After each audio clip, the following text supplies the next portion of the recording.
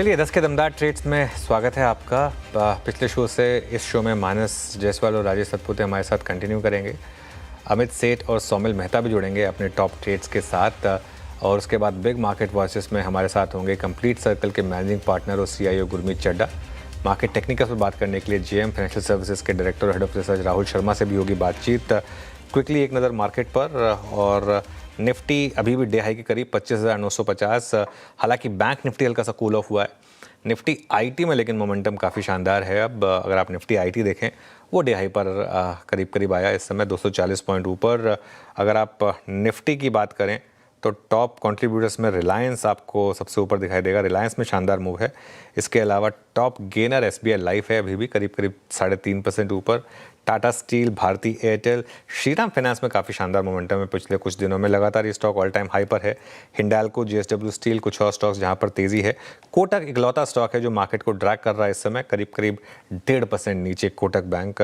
कुछ हद तक इन्फोसिस में भी थोड़ा सा सेलिंग प्रेशर है।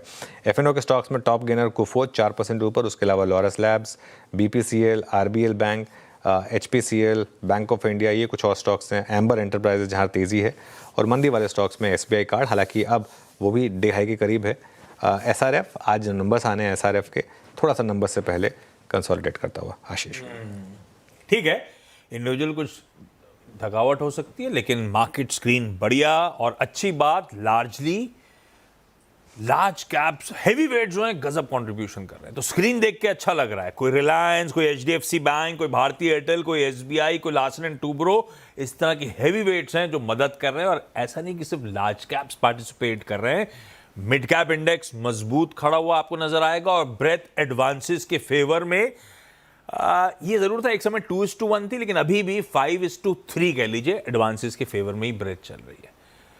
तो अगर फ्राइडे को कंसर्न्स थे कि कुछ प्रॉफिट टेकिंग क्रीप इन कर रही है, तो आज स्थिति बेहतर नजर आएगी। हालांकि सिर्फ हम नहीं है, पूरा ग्लोब बढ़िया कर रहा है। पूरे ग्लोब में रिस्क ऑन लौट रहा है। क्यों? क्योंकि US का इन्फ्लेशन प्रिंट कह रहा है कि शायद परसों की जब फेड की बैठक का आउटकम आ रहा होगा, ब्याज दर में कटौती आ रही होगी। और दूसरी तरफ ट्रेड डील्स, अगर ग्लोब का कंसर्न था तो उसमें सबसे इंपॉर्टेंट US चाइना की कहा जा रहा है सहमति बैठ गई है, बन गई है। और थर्सडे को जब शी जिनपिंग साहब और ट्रंप साहब मुलाकात कर रहे होंगे, तो शायद एक ट्रेड डील पे साइन हो रहा होगा। तो ये सब ऑप्टिमिज्म है जो ग्लोबली स्क्रीन्स पे रिफ्लेक्ट करता हुआ, और हमारे यहाँ भी। हाँ, दो नंबर्स, कोटक और डॉक्टर रेड्डीज लेबोरेटरीज के नंबर्स पर रिएक्ट करना था। दोनों में पॉजिटिव नेगेटिव्स दोनों स्टैकअप हो रहे थे। कोटक आपकी स्क्रीन्स पे दबाव के साथ, डॉक्टर रेड्डीज स्पष्ट इस समय कामकाज करता हुआ। मैं आऊंगा इंडिविजुअल स्टॉक्स पे और बातचीत करूंगा, लेकिन पहले जो पैनल बढ़िया सा दिखाया था 10 के दमदार ट्रेड्स का, वो स्क्रीन पर आएगा और उनके 10 के दमदार ट्रेड्स लेने का वक्त। मानस, नाश्ता कर पाए क्या? हाँ आज तो मानस को 7 बजे से घेर रखा है हमने। हाँ, बिल्कुल 7:30 से 8 के टाइम आपने दिया था नाश्ता करने के लिए। अच्छा, 7:30 अगर, यार सही है, डायरेक्टर साहब मुझे नहीं देते। मानस, इस समय के 10 के दमदार ट्रेड्स कौन से हैं? तो देखिए, दो रिकमेंडेशन है। पहला तो कैंप्स पे खरीदारी करनी है। कैंप्स पे खरीदारी करने का रीजन ये है कि स्टॉक ने finally high top higher bottom से कंफर्मेशन के साथ अपने 200 मूविंग एवरेज को ब्रेक किया है। तो 3900 के स्टॉप लॉस से कैंप्स में खरीदारी करेंगे। 4050 तक के टारगेट्स पॉसिबल हैं, ये कैश लेवल्स हैं कैंप्स के लिए। जो दूसरा स्टॉक है वो अशोक लेलैंड का है। अशोक लेलैंड में भी देखें तो स्टॉक करेक्ट जरूर हुआ था, लेकिन आज के पैटर्न को देख के लग रहा है कि स्टॉक में रैली रिज्यूम हो रही है। तो अशोक लेलैंड में करंट लेवल्स पे खरीदारी करेंगे। 137 रुपए 50 पैसे के स्टॉप लॉस से खरीदारी करनी है। 144 रुपए 144 तक के टारगेट्स पॉसिबल है। कैम्स और अशोक लेलैंड, पिछले शो में भी चर्चा हो रही थी, कैपिटल मार्केट स्टोरीज की, जाते जाते अशोक लेलैंड की चर्चा हो रही थी। वे लीजिए, इस समय के 10 के दमदार ट्रेड्स यही हैं। स्टॉप लॉसेस स्क्रीन पर नोट डाउन करिएगा। दोनों में खरीदारी करने का मन। सतपुते साहब, आपके कौन से प्रेफर्ड पिक्स हैं अब 45 minute down the line? Ashish ji, देखिए, एक रहेगा, वो रहेगा क्रॉम्पटन ग्रीव्स। देखिए, ये सुबह से कंसोलिडेट हो रहा है, लेकिन ये जो कंसोलिडेशन है ऊपरी लेवल से थोड़ा बहुत प्रॉफिट बुकिंग जो मॉर्निंग में हम देखते हैं, तो ये 293 पे है। लेकिन मुझे लगता है ये 293 292 इसके लिए एक सैक्रोसेंट सपोर्ट लेवल है, तो इससे ज्यादा तो नीचे जाएगा नहीं। तो एक बस एक छोटे स्टॉप लॉस के साथ 290 के स्टॉप लॉस के साथ क्रॉम्पटन बाय करे। मेरे हिसाब से इसका स्विंग का टारगेट बनेगा 310 का। तो रिस्क टू रिवॉर्ड क्रॉम्पटन में अच्छा बन रहा है। सेकंड बाय कॉल रहेगा, वो रहेगा CDSL। अगर आप सीडीएसएल का चार्ट देखिए, इनफैक्ट इस पूरे सेक्टर में ही थोड़ी यहाँ पे आप कह सकते हैं बज़ है, तो सीडीएसएल पे बेट करना चाहूंगा। 1617 चल रहा है, 1590 का स्टॉप लॉस, क्योंकि 1600 का सपोर्ट है। तो 1590 के स्टॉप लॉस के साथ सीडीएसएल बाय करें। 1650 से लेके 1670 ये इसका स्विंग का टारगेट है। ओके, चलिए अब चलते हैं अमित सेठ के पास। Amit ji good morning. अमित जी बताइए आपकी 2 ट्रेड्स इस समय की। जी good morning Anuj ji, good morning Ashish ji and good morning everybody on the panel. Anuj ji, पहली ट्रेड रहेगी आईओसी इंडियन ऑयल कॉर्पोरेशन। यहाँ पे एक हम अच्छा खासा रिवर्सल देख रहे हैं 10 और 20 डेमा से। एक पुल बैक आया था जिसने अपना कंप्लीट किया और उसके बाद एक रिजम्पशन ऑफ ट्रेंड देख रहे हैं, तो इसे बाय करें। 151 का स्टॉप लॉस रहेगा और टारगेट्स रहेंगे 159 रुपीज के आईओसी में। दूसरा स्टॉक जो काफी वेल पोजिशनड है फॉर 52 वीक हाई और जिस हिसाब से structure, that is Bharti Airtel. Bharti Airtel का प्राइस एक्शन काफी पॉजिटिव है, 2060 के लगभग इसका प्राइस है। 2040 का स्टॉप लॉस रहेगा और 2100 के टारगेट्स रहेंगे भारती में। आज की स्पॉटिंग बढ़िया रही है, ये सारे ट्रेड्स खुलने के बाद डिस्कस हुए और अब सब वही स्टॉक्स जो है एक्सपर्ट्स को पसंद भी आ रहे हैं। रिकैप करूंगा अभी थोड़ी देर में, पहले सौमिल के पास चला जाए। सौमिल, सोशल मीडिया पे कुछ स्पेशल थ्रस्ट दे रहे हो आजकल आप, जहां देखो चमकते रहे, तो क्या चल क्या रहा है और आज के पिक्स कौन से हैं? थैंक यू सो मच देखने के लिए। मेरे पिक्स होंगे, पहला पिक होगा लोढ़ा। लोढ़ा में एक छोटा सा कंसोलिडेशन हो रहा है, प्रियम्प्ट कर रहा हूँ कि ये ऊपर की तरफ टूटेगा।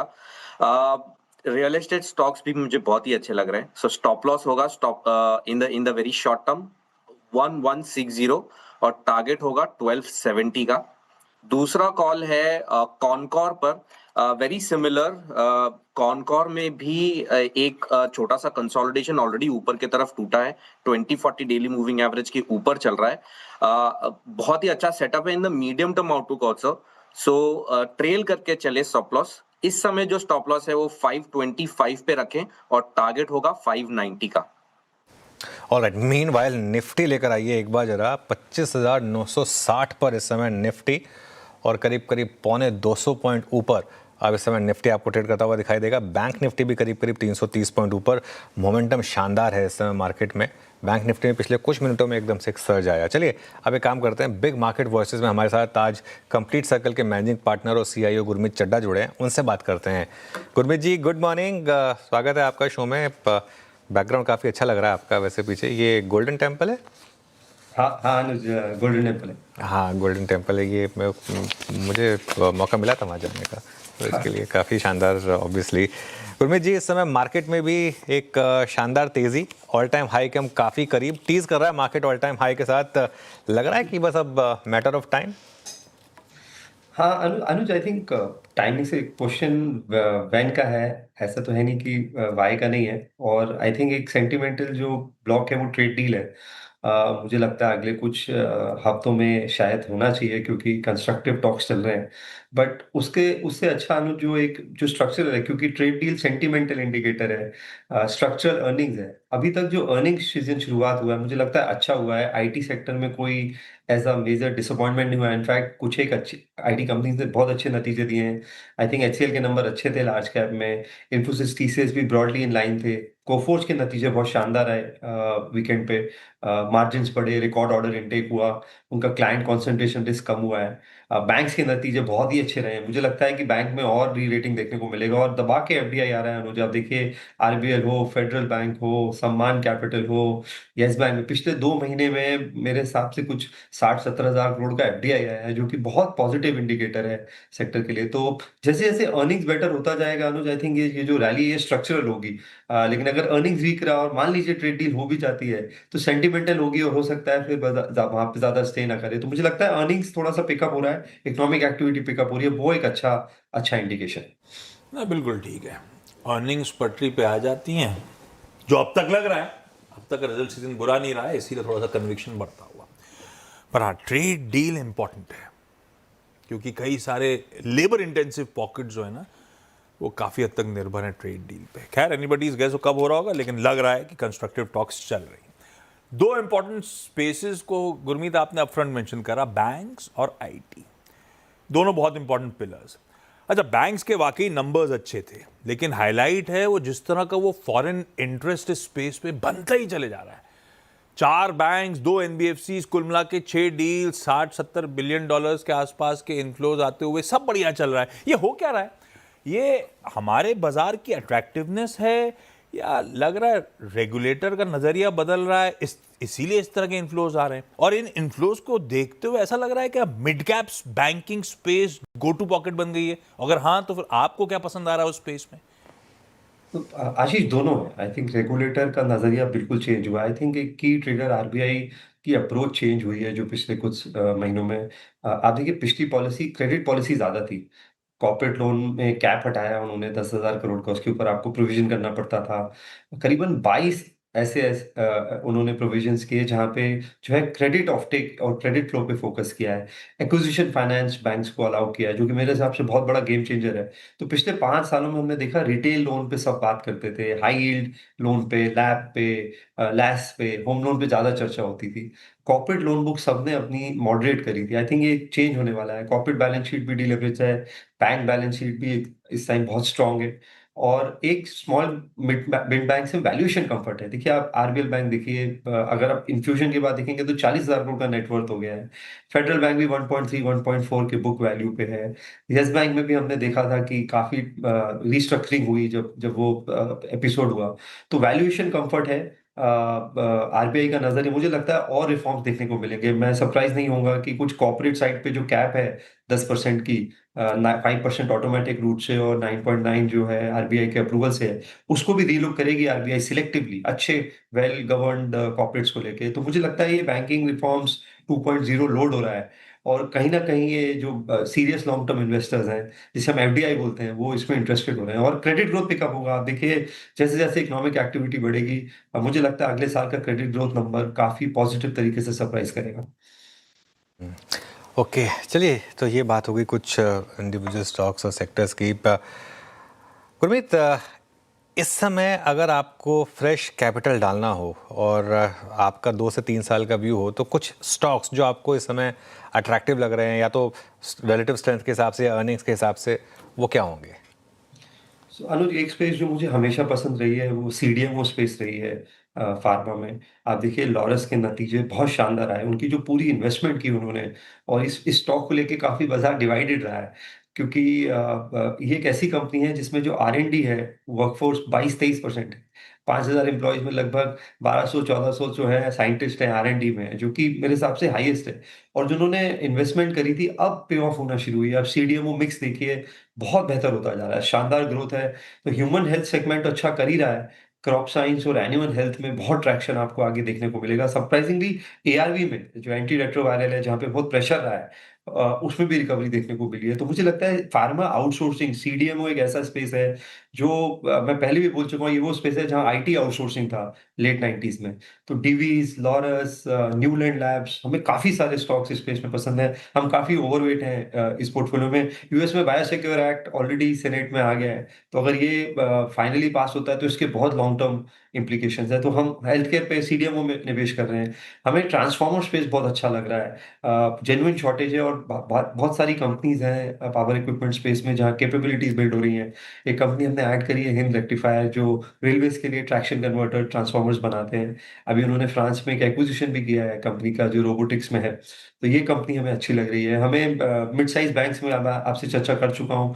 हमारे पास फेडरल बैंक भी है और आरबीएल भी है। हम लकी रहे कि हम अच्छे वैल्यूएशंस पे इसमें एंटर कर पाए।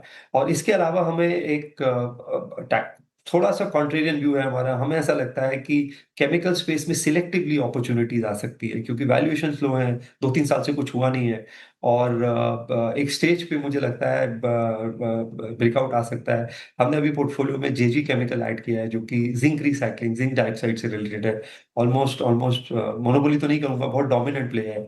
डेट फ्री बैलेंस शीट है, नंबर्स अच्छे हो रहे हैं। तो ये कुछ स्टॉक्स हम पोर्टफोलियो में ऐड कर रहे हैं अनुज। और थोड़ा सा मैं कहूंगा लॉन्ग डेटेड बॉन्ड्स में, हमेशा बोलता आया हूँ सबको, थोड़ा सा लॉन्ग डेटेड बॉन्ड्स ऐड करिए, क्योंकि ब्याज दर और कम होने वाला है भारत में भी, और यील्ड्स गिरेंगी। तो आपको 10 ईयर गवर्नमेंट बॉन्ड भी डबल डिजिट रिटर्न दे सकता है। तो थोड़ा सा उससे बैलेंस आ जाएगा आपके एसेट एलोकेशन।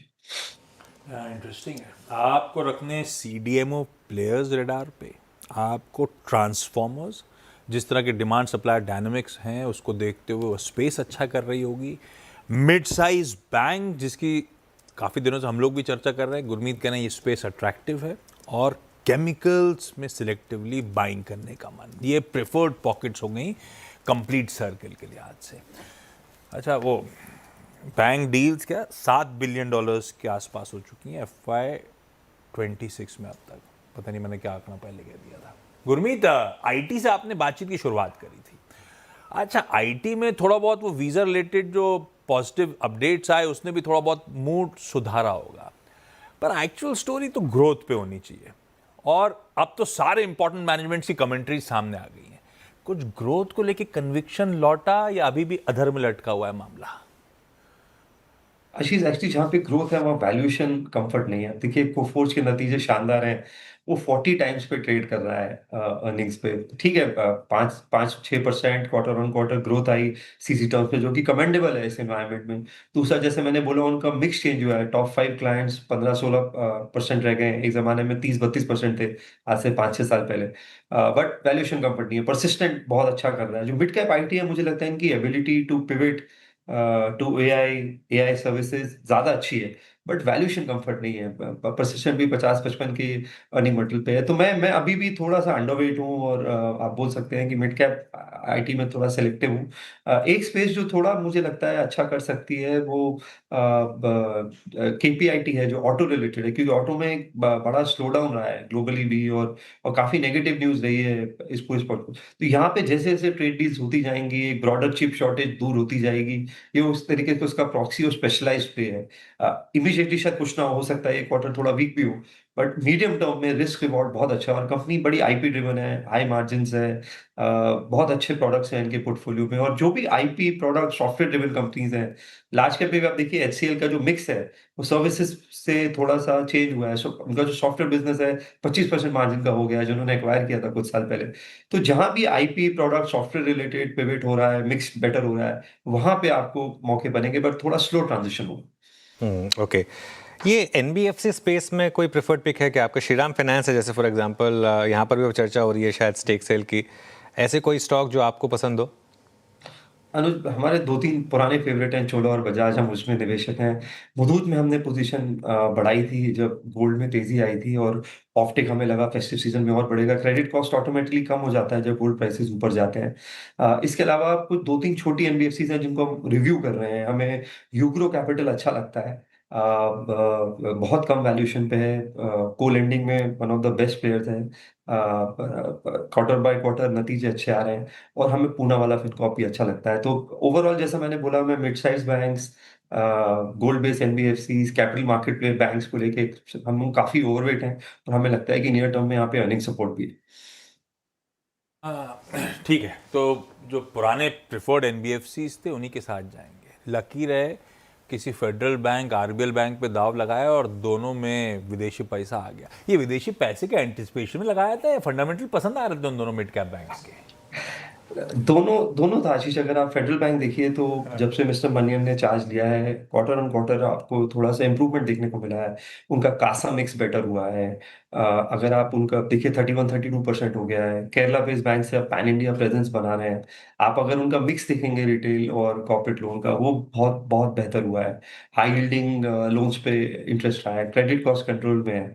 और काफी समय से न्यूज थी कि जुलाई ऑनवर्ड्स के एमिरेट्स एनबीडी इंटरेस्टेड है, हालांकि उसमें डिनायल चलता रहा, काफी चलता रहा। तो और जैसा मैंने बोला, 180-90 रुपए में लगभग 1.1 बुक वैल्यू पे था फेडरल बैंक। जबकि साल भर कुछ किया नहीं है, तो हम फेडरल बैंक में अभी नहीं एंटर हुए हैं। टाइम हो गया आपको 2 क्वार्टर, बट इवेंचुअली थोड़ा सा पेशेंस मुझे लगता है अभी अभी और मुझे लगता है लेग्स हैं। अगर एक इंक्रीमेंटली अगर आपको अर्निंग पे, कोर ऑपरेटिंग परफॉर्मेंस में भी इंप्रूवमेंट दिखेगा, तो मुझे लगता है और कैचअप हो सकता है। तब वो पेशेंस को टेस्ट कर रहा था, लेकिन उस समय कंप्लीट सर्कल ने पैसा डाला। आखिरी सवाल मेरी तरफ से, एफएमसीजी, और उसमें भी क्योंकि पहले नेस्ले आया तो ऐसा लगा नहीं ना, हम लोग गलत पढ़ रहे हैं, स्ट्रीट गलत पढ़ रही, कंपनीज बेहतर डिलीवर करेंगी, पर उसके बाद एचयूएल कोलगेट ने मामला गड़बड़ा दिया। एचयूएल वो करेक्ट हुआ था, उसके बाद आज भी बाजार अच्छा है, तो एचयूएल कुछ करके नहीं दे रहा है।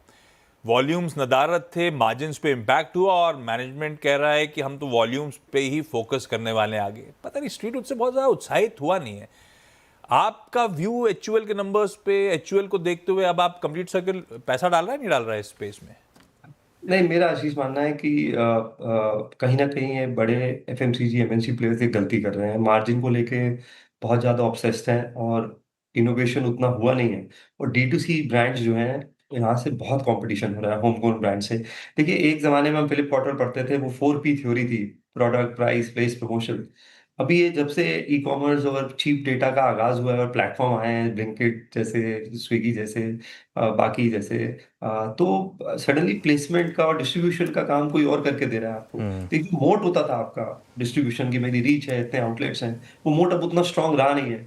और कहीं ना कहीं थोड़ा पिवट आपको करना पड़ेगा।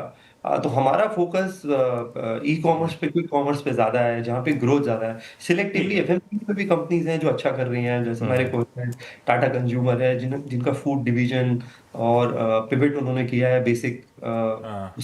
तो मेरा मतलब है सिलेक्टिव होने की जरूरत है, और कहीं ना कहीं मुझे लगता है न्यू एज बिजनेस इनको इम्पैक्ट करेंगे और आगे भी।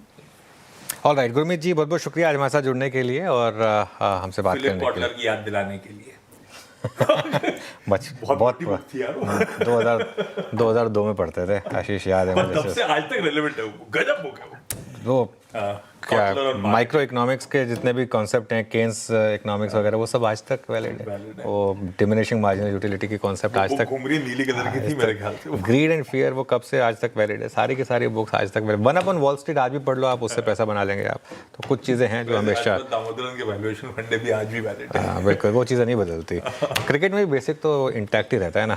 चलिए, बहुत ज़्यादा हम डाइवर्ट कर रहे हैं, आगे बढ़ते हैं। और ई क्लर्क्स का शेयर 4% की हाइक के एक मूव के साथ लाइफ टाइम हाई पर है। क्विकली आशीष से जानते हैं कि क्यों आज इसमें इतनी तेजी आई। आशीष बताइए। लाइफ हाई पर चल रहा है ये स्टॉक, और दरअसल अगर आप देखें तो नतीजों के साथ बायबैक का भी अनाउंसमेंट यहाँ पर देखने को मिला है। हालांकि स्टॉक अगर आप देखें तो बायबैक के भाव के ऊपर ही चल रहा है। 450 रुपये के 4,500 रुपये के भाव पर कंपनी 6,66,000 शेयरों का बायबैक करेगी, जिसके पीछे करीब 300 करोड़ रुपए खर्च किए जाएंगे। और इसमें खास बात बाजार को जो पसंद आई है वो ये है कि प्रमोटर्स इसमें बिल्कुल पार्टिसिपेट नहीं करेंगे। अब एक और बात यह कि नतीजा अगर आप पिछले साल के मुकाबले देखें या सीक्वेंशियल तौर पर देखें, दोनों आधार पर आपको काफ़ी बढ़िया नजर आएंगे, क्योंकि रेवेन्यू क्वार्टर ऑन क्वार्टर 7.5% बढ़ी है और पिछले साल के मुकाबले देखें तो 20% का सर्ज है। कांस्टेंट करेंसी रेवेन्यू ग्रोथ जो है सीक्वेंशियली 5.4% की, लेकिन पिछले साल के मुकाबले भी तुलना करके देखें तो 16% के आसपास की है। मार्जिन 379 बेसिस पॉइंट सीक्वेंशियली बढ़े हैं और पिछले साल के मुकाबले 156 बेसिस पॉइंट, यानी दोनों लिहाज से नंबर्स काफ़ी अच्छे हैं। बायबैक का ट्रिगर स्टॉक चल रहा है लाइफ हाई पर। चलिए, शुक्रिया आप आशीष। अब आगे बढ़ते हैं। हमारे साथ जेएम फाइनेंशियल के director head of research Rahul Sharma मौजूद हैं। Rahul ji, good morning. राहुल जी, मुझे कॉन्वर्सेशन याद आ रही है आपके साथ, 1 महीने पहले हमने की थी। 2 टॉपिक्स पर बात हुई थी, एफआई का लॉन्ग शॉट और निफ्टी और गोल्ड का जो आपने रेशो बताया था। और आपने एक चीज़ कही थी कि नॉर्मली जब भी ऐसा होता है अगले 2 से 3 महीने में निफ्टी में 2,500 से 3,000 पॉइंट की रैली आती है। उसमें से करीब 1,500 पॉइंट की रैली तो आ चुकी है अब निफ्टी में। बाकी 1,500 एक्सपेक्ट करें क्या फिर अगले 1-1.5 महीने में? या वेरी गुड मॉर्निंग अनुज जी। देखिए, जो एक इन्फ्लेक्शन पॉइंट था गोल्ड और निफ्टी का, काफी एक्सट्रीम पर था, और उसके बाद में इनफैक्ट निफ्टी में बहुत बेहतरीन रैली देखने को मिली है। और मेरा ये मानना है कहीं ना कहीं मार्केट्स फैक्टर इन करके धीरे धीरे फैक्टर इन कर रहा है कि जो यूएस के साथ ट्रेड डील होनी है, जो रेट कट्स आने हैं, तो मेरा ये मानना है कि जब तक ट्रेड डील का अनाउंसमेंट नहीं हो जाता है तब तक आई थिंक बुल्स का अपर हैंड रहेगा। हो सकता है जो ट्रेड डील को अनाउंसमेंट में 10, 15, 20 दिन और लग जाए, तब तक मुझे लगता है कि निफ्टी में जो पार्टी है ये जारी रहेगी। और ये पार्टी जारी रहेगी तो इसमें आपको पूरा का पूरा फायदा उठाना। और साथ में जिस दिन अनाउंसमेंट आता है तो मुझे लगता है classic case of sell on news buy on rumour वाला सेटअप देखने को मिलेगा। यानी कि लार्ज कैप्स में खास करके जहां पर ये रैली हुई है पिछले 15 दिनों में, तकरीबन 20 दिनों में 1500 पॉइंट्स का रैली निफ्टी में देखने को मिला है। तो लार्ज कैप्स में प्रॉफिट बुकिंग की एडवाइस रहेगी। लेकिन हमें लगता है कि जो अगला शिफ्ट है मार्केट में मिड कैप्स में आ सकता है। अगर आप मिड कैप 100 इंडेक्स देखें, मिड कैप सिलेक्ट इंडेक्स देखें, इनके जो बड़े चार्ट्स है पिछले 12 से 18 महीने के चार्ट्स पर एक बड़ा cup and handle pattern formation का सेटअप है, जिसका ब्रेकआउट बहुत पास में है। तो ये ब्रेकआउट हो सकता है कि इसी हफ्ते या इसी हमें मंथ एंड पे देखने को मिले। और ये ब्रेकआउट जब आएगा, मुझे लगता है कि जो नेक्स्ट लेग ऑफ रैली चालू होगी, हो सकता है लार्ज कैप साइडवेज हो जाए। मिड कैप में मुझे लगता है कि रिस्क एपेटाइट वापस आएगा और आने वाले 2 से 3 महीने में मिड कैप्स आउट परफॉर्म करके चल सकते हैं।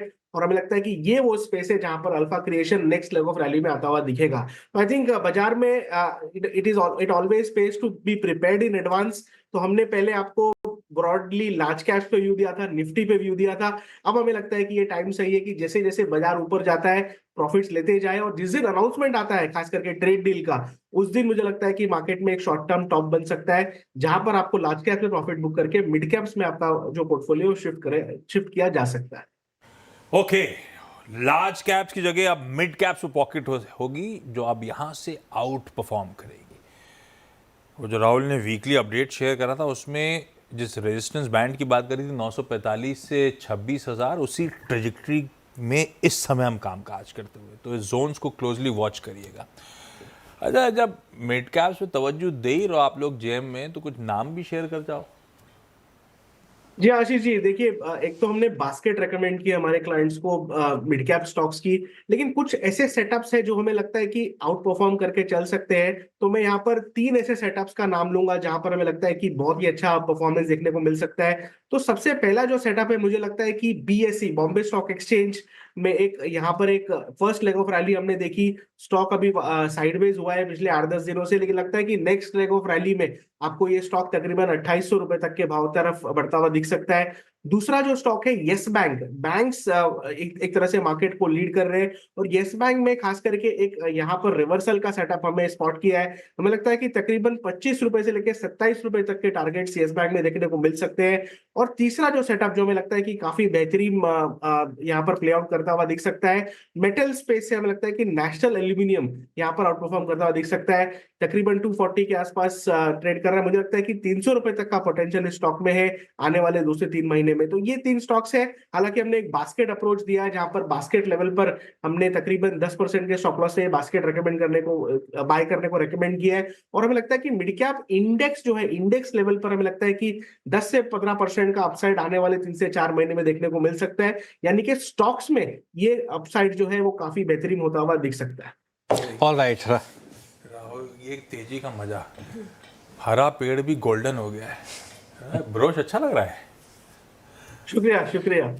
चलिए, शुक्रिया राहुल जी आज हमारे साथ जुड़ने के लिए और इस सारे मार्केट और स्टॉक्स पर अपनी राय देने के लिए।